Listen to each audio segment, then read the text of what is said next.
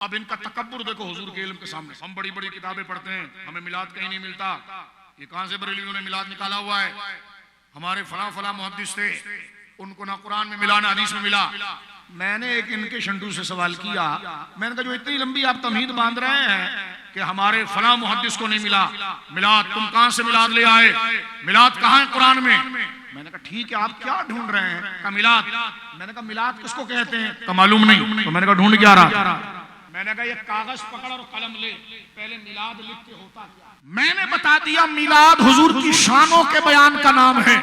कुरान की आयत जो हुजूर की शान में अल्लाह ने उतारी है उसको बयान करके हुजूर की अजमत को बयान करना और अपने दिल को हुजूर का गुलाम बनाना और हुजूर की शरीयत पर चलने का इरादा करना, ये मिलाद है।